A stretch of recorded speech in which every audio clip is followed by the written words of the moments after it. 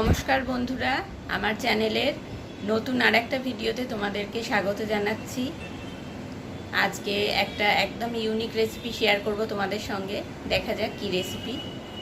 তো আজকে আমি আবারও একটা নতুন রেসিপি নিয়ে হাজির হয়েছি, একদম ইউনিক আর ভীষণ ইন্টারেস্টিং একটা রেসিপি। ফেলে দেওয়া জিনিস দিয়ে, মানে যেগুলো আমরা ফেলে দেই, যেই খাবারের যে অংশগুলো, মানে সবজির যে অংশগুলো আমরা ফেলে দেই, সেগুলোকেও যদি রিউজ করা যায়, মানে একটা নতুন রেসিপি যদি তৈরি করা যায় তাহলে কিন্তু মন্দ হয় না। তো আমি সেরকমই একটা রেসিপি তোমাদের সাথে শেয়ার করব। সবাইকে অনুরোধ করছি পুরো ভিডিওটা দেখতে। আর এটা কিন্তু এটাও একটা কাজের রেসিপি, মানে তোমাদের কাজে লাগবে এরকম একটা রেসিপি। তো প্রথম থেকে শেষটা অবশ্যই তোমরা দেখো। আর নতুন বন্ধু যারা আছো তাদেরকে বলবো আমার চ্যানেলটা সাবস্ক্রাইব করতে, আর অবশ্যই সাবস্ক্রাইব বাটনের পাশে যে বেল আইকনটা আছে সেটাকে প্রেস করে দিও, যাতে তোমরা নতুন ভিডিও আপলোড হলেই সবার আগে দেখতে পাও। তো চলো আজকের নতুন রেসিপি স্টার্ট করি। দেখা যাক আজকে নতুন কি আসছে। এখানে দেখতে পাচ্ছ নিশ্চয়ই, এগুলো কি বুঝতেই পারছো, তরমুজের খোসা, আমরা যেটা ফেলে দেই সাধারণত। তো তরমুজের খোসার অনেক কিছু প্রিপারেশন হয়। আমি আজকে একটা নতুন ধরনের প্রিপারেশন দেখাবো। দেখো এখানে আমি সবুজ অংশটা কিন্তু ফেলে দেব, শুধু যে শাঁসটা রয়েছে সেটাই শুধু আমি ইউজ করব। আর তরমুজের খোসাটা যখনই আমরা ইউজ করব তখন কিন্তু এটাকে একটু সামান্য জলে ভাপিয়ে নিলে ভালো হয়, মানে অনেক সময় একটা তিতকুটে ভাব থাকে। তো এটা যেভাবেই তুমি প্রিপেয়ার করো না কেন, এটাকে একটু সামান্য গরম জলে ভাপিয়ে নেওয়াটা প্রয়োজন। তো এখানে এগুলোকে আমি গ্রেট করে নেব সবার আগে।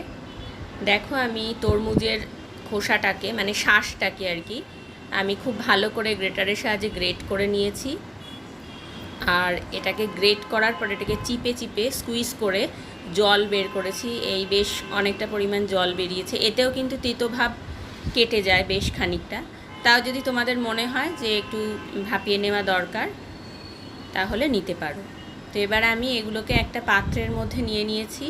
একে একে সমস্ত উপকরণ দিয়ে দেব। আমি এখানে একটা বড় সাইজের পেঁয়াজের স্লাইস দিয়ে দিয়েছি। এরপরে আমি দিয়ে দেব এর মধ্যে আদা কুচি, বেশ খানিকটা পরিমাণে আদা কুচি। আর দিয়ে দেব 1 টেবিল স্পুন মতন রসুন কুচি। একদম কিমা করে নিয়েছি আমি আদা রসুনটাকে। তোমরা চাইলে এখানে বেটেও দিতে পারো, মানে আদা রসুনের পেস্টও ব্যবহার করতে পারো। তো আদা কুচি রসুন কুচি দেওয়ার পর আমি দিয়ে দেব কাঁচা লঙ্কা কুচি। দেখো সমস্ত উপকরণ দিয়েছি। এবারে গুঁড়ো মশলাগুলো দেব। এখানে আছে জিরের গুঁড়ো, আমি এখানে 1/2 টিস্পুন মতন জিরের গুঁড়ো দিলাম। এবারে দিয়ে দেব ধনের গুঁড়ো একই পরিমাণে। এরপরে আমি দিয়ে দেব চালের গুঁড়ো। চালের গুঁড়োটা মানে তোমরা আন্দাজ মতন দেবে, মাখতে মাখতে মনে হবে যে কতটা প্রয়োজন। এরপরে আমি লবণ দিয়ে দিচ্ছি স্বাদ মতন। এবার পুরো ব্যাপারটাকে খুব ভালো করে একটু টাইট করে মেখে নিতে হবে, একটু শুকনো শুকনো এবং টাইট করে মেখে নিতে হবে। এবারে আমি এর মধ্যে একটা ডিম অ্যাড করব। ডিমটা অপশনাল, যদি তোমরা মনে করো যে ডিম দেবে না, নাও দিতে পারো, তবে ডিম দিলে কিন্তু টেস্টটা আরও বেশি ভালো আসবে আর কি। তো ডিমটা দিয়েও দেখো এটা একেবারে তৈরি হয়ে গেছে।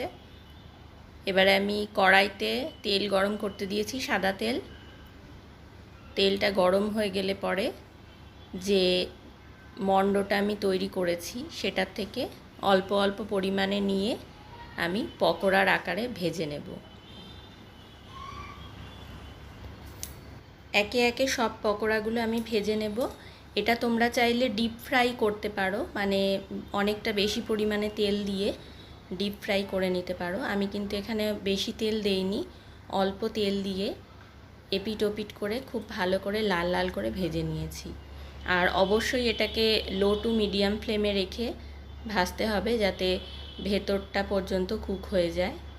তো এবারে দেখো একে একে আমি পকোড়াগুলো উল্টে দিয়েছি। দুদিক থেকেই এটা ভালো মতন ভাজা হয়ে গেছে। আমি এবারে সমস্ত পকোড়াগুলো তুলে নেব।